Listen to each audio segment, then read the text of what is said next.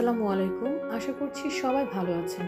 আমার গত ভিডিওতে কথা দিয়েছিলাম আপনাদেরকে অপরাজিতার চা কিভাবে করতে হয় সেটা শেয়ার করব।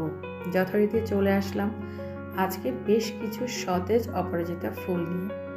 তবে হ্যাঁ, এই সব ফুল দিয়েই কিন্তু চা বানাবো না। এখান থেকে স্বল্প কিছু দিয়ে চা বানাবো, আর বাকি ফুলগুলি আমি ওয়াশ করে রোদে শুকিয়ে সংরক্ষণ করব পরবর্তী সময়ের জন্য। এ পর্যায়ে আমি কয়েকটা ফুল নিয়ে নিচ্ছি। এটা সুন্দর করে ওয়াশ করে নেব। তবে ওয়াশ করার সময় লক্ষ্য রাখতে হবে এটা বেশিক্ষণ ওয়াশ করা যাবে না, কারণ রংটা তাহলে পানিতে ছেড়ে দিবে। ওয়াশ করার পর এই যে ফুলের নিচে যে সবুজ অংশটা আছে এটা কিন্তু খাওয়া যাবে না। এটা একটু প্রেস করে টান দিলেই এটা খুলে যাবে। সো এই যে আমি খুলে নিয়েছি এটা। এখন এটা আমি কেটলিতে দিয়ে দিচ্ছি। আপনারা চাইলে আপনাদের চায়ের কাপে বা মগে এটা দিয়ে গরম পানি দিয়ে ঢেকে দিতে পারেন 10 মিনিট পর্যন্ত, বা এটা কেটলিটা আমি চুলায় বসিয়ে 5 মিনিট জাল করে নিয়েছি। দেখুন কালারটা পিকক কালার এসছে। আমি আপনাদেরকে একটু যদি জুম করে দেখাই, ফুলের রংটা কিন্তু সম্পূর্ণ ছেড়ে দিয়েছে।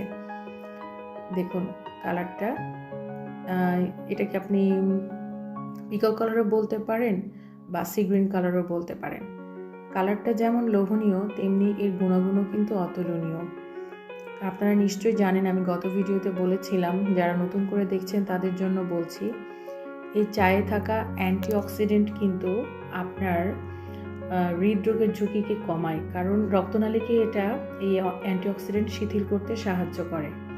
আবার এই চাটা যদি আপনি খাবার খাওয়ার আগে খান তাহলে আপনার খাবার থেকে গ্লুকোজ শোষণে এটি বাধা দেয় ও আপনার রক্তে শর্করার মাত্রাটাকে কমিয়ে দেয়। তাতে করে কি হবে, আপনার ডায়াবেটিক্সের ঝুঁকিটা কমবে। দেখুন কালারটা ডিপ ব্লু কালার দেখা যাচ্ছে কিন্তু।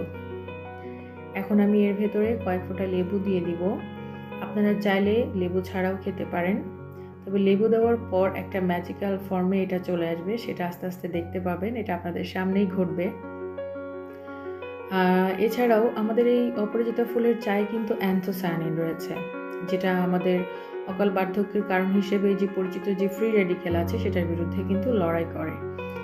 আর এতে থাকা অ্যান্টিঅক্সিডেন্ট সমৃদ্ধ পানি আমাদের শরীরে থাকা বিষাক্ত উপাদানগুলোকে সরিয়ে ডিটক্স করতে কিন্তু সাহায্য করে। দেখুন কি দারুণ পার্পেল কালার এসেছে।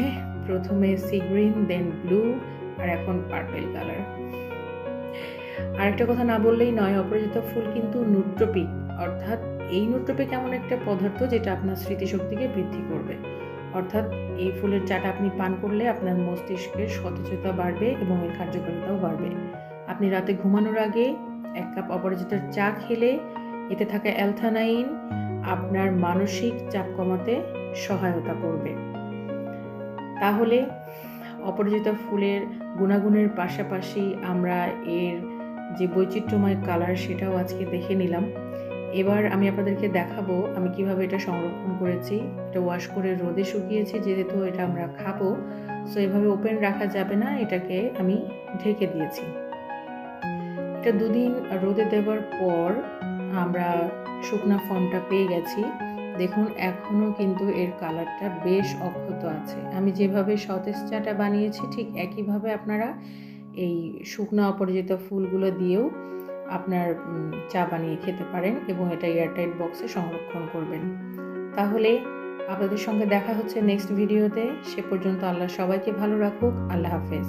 ভিডিওটি ভালো লাগলে লাইক ও শেয়ার করতে পারেন, আর পরবর্তী ভিডিও পেতে চ্যানেলটি সাবস্ক্রাইব করবেন অবশ্যই।